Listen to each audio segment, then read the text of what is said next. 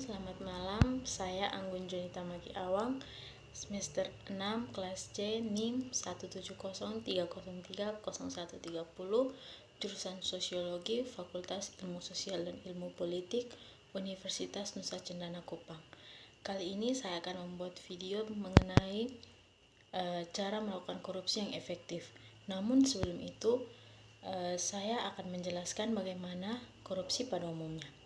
Korupsi adalah tindakan pejabat publik, baik politisi maupun pegawai negeri, serta pihak lain yang terlibat dalam tindakan itu yang secara tidak wajar dan tidak legal, menyalahgunakan kepercayaan publik yang dikuasakan kepada mereka untuk mendapatkan keuntungan sepihak. Nah, kalau dari sudut pandang hukum, tindak pidana korupsi secara garis besar memenuhi unsur-unsur sebagai berikut. Yang pertama, perbuatan melawan hukum. Yang kedua, penyalahgunaan kewenangan, kesempatan, atau sarana. Yang ketiga, memperkaya diri sendiri, orang lain, atau korporasi. Dan yang keempat, merugikan keuangan negara atau perekonomian negara.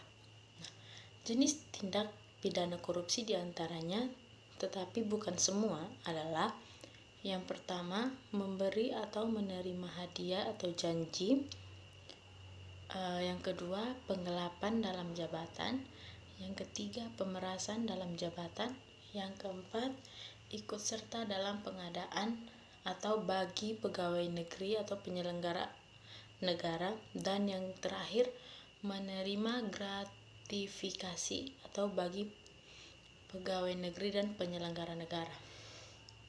Nah, dalam arti luas, korupsi adalah penyalahgunaan jabatan resmi untuk keuntungan pribadi. Semua bentuk pemerintah rentan korupsi dalam praktiknya. Beratnya korupsi berbeda-beda, dari yang paling ringan dalam bentuk penggunaan pengaruh dan dukungan atau untuk memberi dan menerima pertolongan, sampai dengan korupsi berat yang diresmikan dan sebagainya. Titik ujung korupsi adalah kleptokrasi, yang arti harafiahnya pemerintahan oleh para pencuri, di mana mereka berpura-pura bertindak jujur pun tidak ada sama sekali. Korupsi yang muncul di bidang politik dan birokrasi bisa berbentuk sepele atau berat, terorganisasi atau tidak. Walau korupsi sering memudahkan kegiatan kriminal seperti penjualan narkotika, pencucian uang, dan prostitusi, korupsi itu sendiri tidak terbatas dalam hal-hal ini saja. Untuk mempelajari masalah ini dan membuat solusinya sangat penting untuk membedakan antara korupsi dan kejahatan, dan tergantung dari negaranya atau wilayah hukumnya. Ada perbedaan yang dianggap korupsi atau tidak. Sebagai contoh, pendanaan partai politik ada yang legal di satu tempat, namun ada juga yang tidak legal di tempat lain. Yang sekarang adalah kondisi yang mendukung munculnya korupsi. Yang pertama, konsentrasi kekuasaan di pengambilan keputusan yang tidak bertanggung jawab langsung kepada rakyat, seperti yang sering terlihat di resim-resim yang bukan demokratik. Yang kedua, kurangnya transparansi di pengambilan keputusan pemerintah. Yang ketiga, kampanye politik yang mahal dengan pengeluaran lebih besar dan pendanaan politik yang normal. Yang keempat, proyek yang melibatkan uang rakyat dalam jumlah besar. Yang kelima, lingkungan tertutup yang mementingkan diri sendiri dan jaringan atau teman lama. Yang keenam, lemahnya ketertiban umum. Ketujuh, lemahnya profesi umum. Yang kedelapan, kurangnya kebebasan berpendapat atau pemberantasan korupsi. Yang kelima, rakyat yang cuek, tidak tertarik atau mudah dibohongi yang gagal memberikan perhatian yang cukup kepada pemilihan umum. Dan yang terakhir adalah ketidakadaannya kontrol yang cukup untuk mencegah penyuapan atau sumbangan kampanye. Korupsi menunjukkan tantangan serius terhadap pembangunan.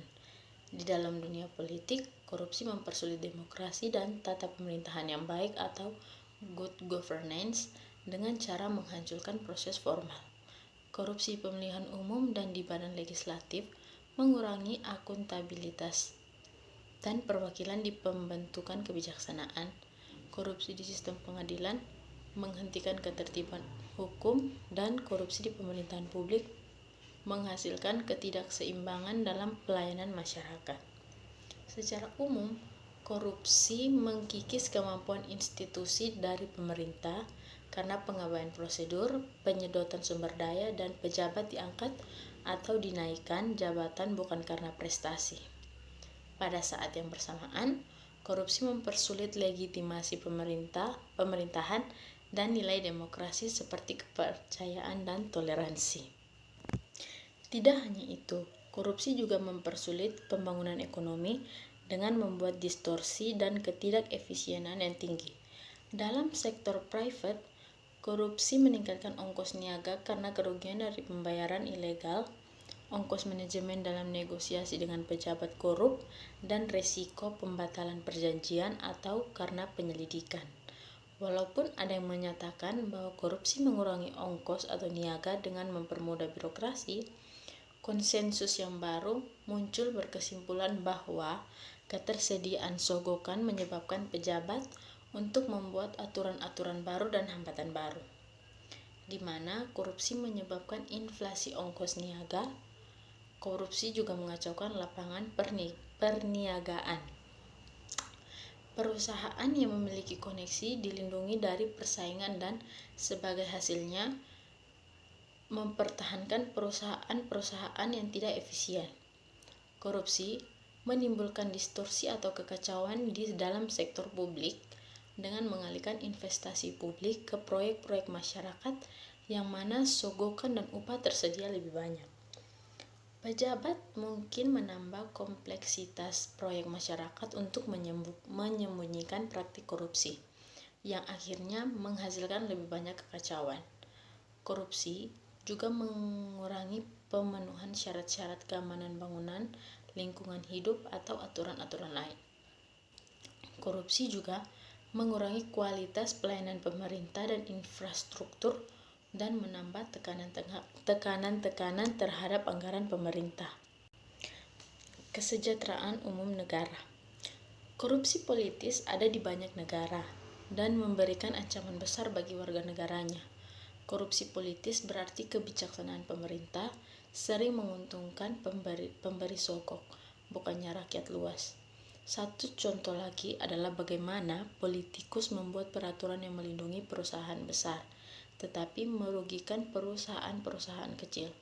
Politikus-politikus pro-bisnis ini hanya mengembalikan pertolongan kepada perusahaan besar yang memberikan sumbangan besar kepada kampanye pemilu. Korupsi mencakup penyalahgunaan oleh pejabat pemerintah seperti penggelapan dan nepotisme, juga penyalahgunaan yang menghubungkan sektor swasta dan pemerintahan seperti penyogokan, pemerasan, campur tangan, dan penipuan. Yang pertama adalah penyogokan. Korupsi memerlukan dua pihak yang korup, pemberi sogokan atau penyogok dan penerima sogokan. Di beberapa negara, budaya penyogokan mencakup semua aspek hidup sehari-hari, meniadakan kemungkinan untuk berniaga tanpa terlibat penyogokan. Negara-negara yang paling sering memberikan sogokan pada umumnya tidak sama dengan negara-negara yang paling sering menerima sogokan.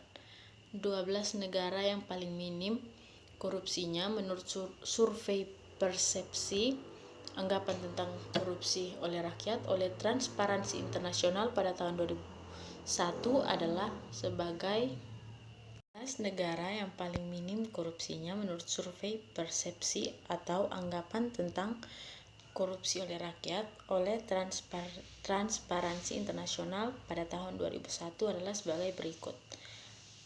Australia, Kanada, Denmark, Finlandia, Islandia, Luxembourg, Belanda, Selandia Baru, Norwegia, Singapura, Swedia, Swiss, dan Israel. Menurut survei persepsi korupsi, 13 negara yang paling korup adalah sumbangan kampanye dan uang haram. Di arena politik sangatlah sulit untuk membuktikan korupsi, tetapi lebih sulit lagi untuk membuktikan ketidakadaannya. Maka dari itu, sering banyak ada gosip menyangkut politisi. Politisi terjebak di posisi lemah karena keperluan mereka untuk meminta sumbangan keuangan untuk kampanye mereka. Sering mereka terlihat untuk bertindak hanya demi keuntungan mereka yang telah menyumbangkan uang, yang akhirnya menyebabkan munculnya tuduhan korupsi politis. Berikut adalah beberapa data kasus korupsi yang akan saya bacakan. Yang pertama, modus markup, jumlah kasus 76 kasus, nilai kerugian negara sebesar 541 miliar.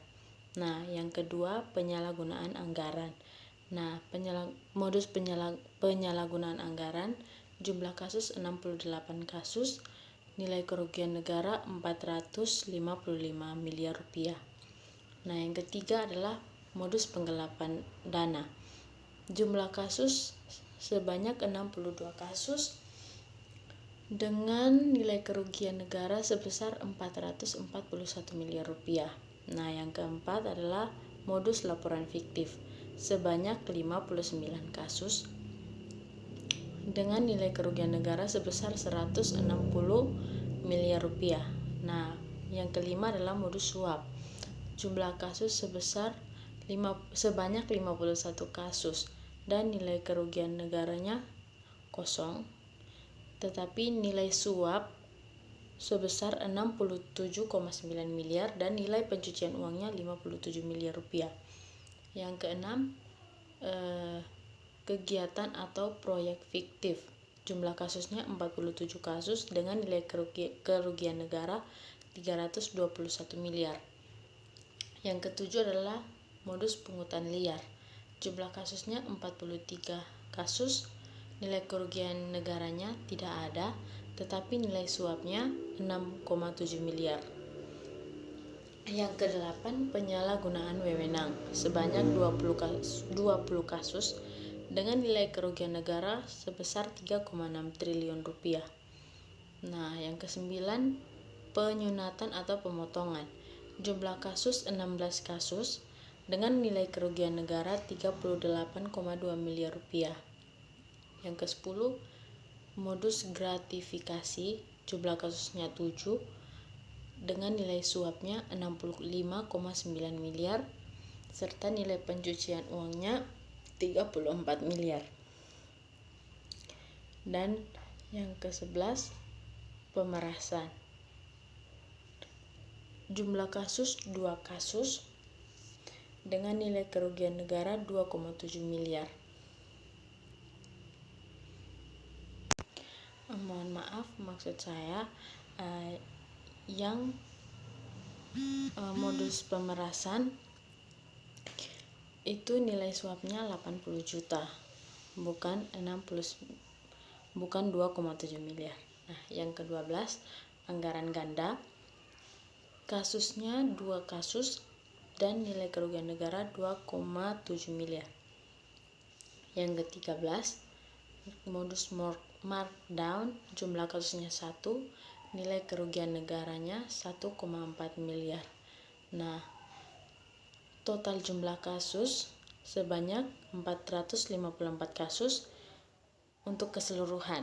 Nilai kerugian negaranya untuk keseluruhannya sebanyak 5,6 triliun rupiah dan untuk nilai suapnya sebanyak 140 miliar rupiah dan nilai pencucian uangnya sebanyak 91 miliar rupiah. Nah, sekarang saya akan menjelaskan cara korupsi yang aman atau cara korupsi yang efektif. Tapi bukan untuk ditiru. Nah, mengapa Indonesia selalu juara satu di bidang korupsi?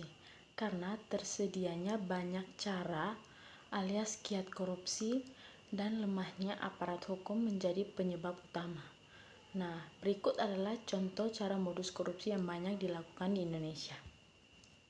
Yang pertama adalah korupsi dengan modus komisi. Pejabat menerima setoran komisi yang jumlahnya bervariasi sesuai kesepakatan awal 5-25% dari nilai proyek yang dikerjakan pengusaha. Yang kedua, korupsi dengan modus uang muka. Nah, pejabat menerima uang muka 5-15% dari proyek yang akan diajukan rencana proyeknya. Nah, yang ketiga, korupsi dengan modus bagi hasil. Pejabat akan berpura-pura menanya sesama pengusaha yang akan dimenangkan atau yang telah memenangkan tender. Nah, yang keempat, korupsi dengan selisih margin. Pejabat sudah kayak pengusaha. Mereka akan sibuk kesana kemari untuk mencari info berapa harga pokok si pengusaha yang akan mereka lakukan korupsi. Yang kelima, korupsi dengan modus saham kosong. Nah, kali ini pejabat akan mendapatkan saham 5-60% di perusahaan yang akan dimenangkan dalam tender. Nah, yang berikut, korupsi dengan modus jual aset negara. Pejabat ini agak sedikit bisa dibilang sinting, karena dia mengira tanah, bangunan, kendaraan, dan semua aset negara itu adalah asetnya. Tetapi kan pejabat negara, karena dia adalah seorang pejabat negara, maka ia menjual semua aset negara. Nah, dan hasil dari penjualan aset tersebut akan ia korupsi. Dan yang kesembilan, yang terakhir adalah korupsi dengan modus terima bersih. Nah, pejabat yang melakukan korupsi dengan modus ini sebenarnya pejabat yang pura-pura baik di depan orang. Dia mengatakan bahwa dia tidak ingin ikut campur dengan urusan proyek atau bisnis. Tetapi dari proyek dan bisnis tersebut dia mencari peluang lain yang ada, dan dia akan menerima bersih 5-10% bagian untuk bagiannya. Berikut saya akan menjelaskan sedikit tentang penuntutan dan pemeriksaan mengenai tindak pidana korupsi. Peraturan-peraturan yang selama lebih dari 2 tahun terakhir ini menjadi dasar bagi tindakan pemerintah untuk memberantas korupsi adalah Peraturan Penguasa Perang Pusat untuk Daerah Angkatan Darat tanggal 16 April tahun 1958 nomor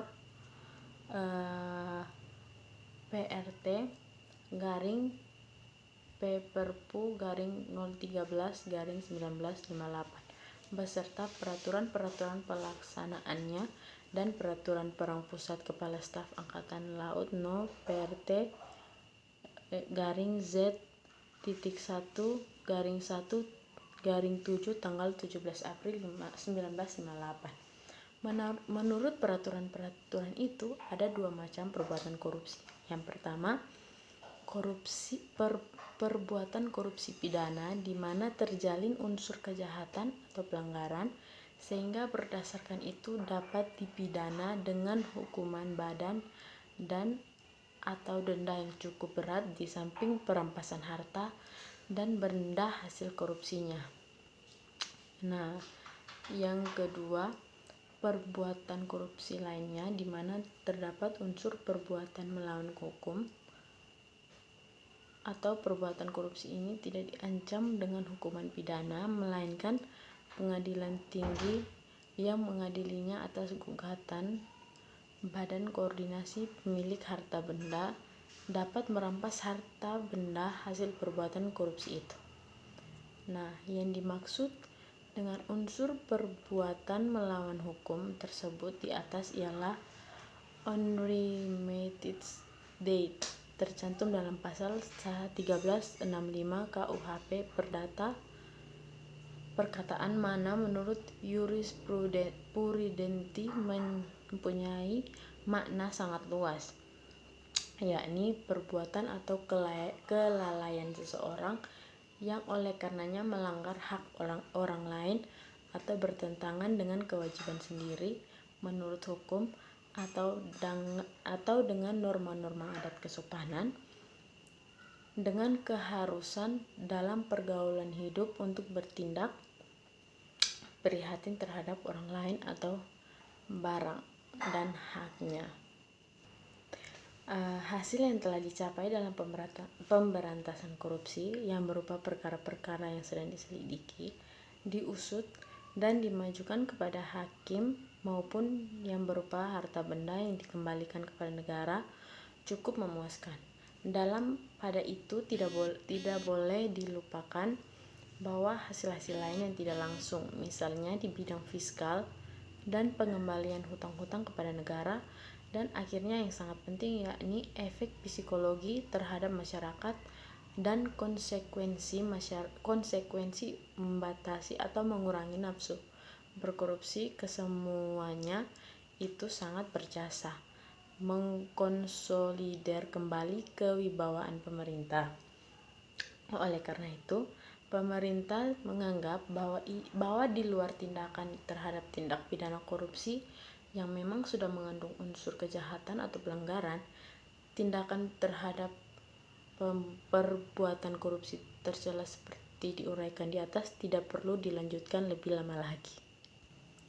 Nah, menurut Indonesia Corruption Watch atau ICW, korupsi di wilayah Nusa Tenggara Timur periode 2010 sampai 2016 masih tergolong produktif. Staf Divisi Investigasi Indonesia Corruption Watch atau ICW yang bernama Wana Alamsyah mengatakan bahwa gambaran umum tren korupsi di NTT berjumlah 132 kasus dan total tersangka sebanyak 328 orang. Dari jumlah tersebut, total nilai kerugian negara mencapai 971 miliar rupiah. Nah, ia juga menjelaskan perincian kasus korupsi. Di antaranya pada tahun 2010 terdapat 21 kasus, tahun 2011 ada 33 kasus, tahun 2012 terdapat 5 kasus, tahun 2013 terdapat 20 kasus, tahun 2014 ada 16 kasus, dan tahun 2015 ada 30 kasus. Nah, dari jumlah kasus tersebut, ia menjelaskan pada semester 1 tahun 2016 sudah terdapat 7 kasus yang terbesar di NTT. Ia mengatakan bahwa ini hanya gambaran umum, tapi secara terperincinya ia belum bisa memberikan kesimpulan. Hasilnya akan ia peroleh dari website resmi lembaga terkait, lembaga penegak hukum, dan para media. Untuk semester 1 Januari sampai dengan Juni tahun 2016 sudah ada 7 kasus. Nah, menurutnya untuk 7 kasus korupsi semester 1 2016 juga tergolong membahayakan. Hal itu menurutnya dikarenakan telah merugikan negara dengan jumlah uang sebanyak 400,5 juta rupiah. Nah, itu artinya dalam 1 bulan ada 1 kasus korupsi. Nah, lanjutnya ia mengatakan statistik kasus korupsi berdasarkan modus yang dilakukan oleh koruptor di provinsi yang dipimpin oleh Gubernur Frans Leburaya pada zamannya masih menggunakan cara-cara lama yang biasa dipraktikkan selama ini.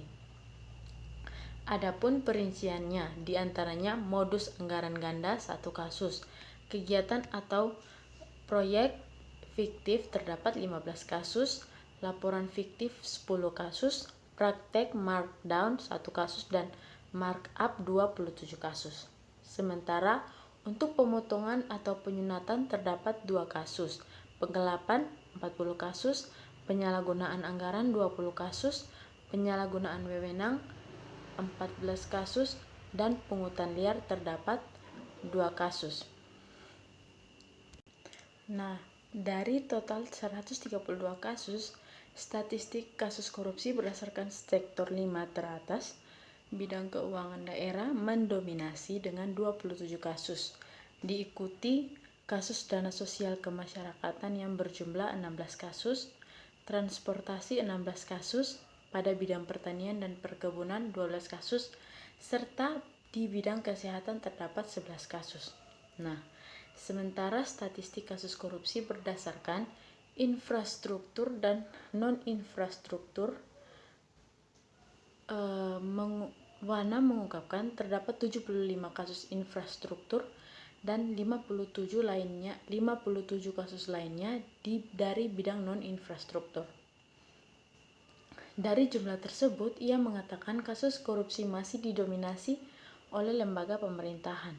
Nah, dari data yang ada, terdapat 4 lembaga atau instansi yang masih banyak melakukan praktik korupsi. Keempat lembaga tersebut adalah Dinas Pemerintahan terdapat 36 kasus, PDAM 4 kasus, RSUD 3 kasus, dan DPRD 2 kasus. Dan sampai saat ini kasus korupsi masih ditangani oleh aparat penegak hukum,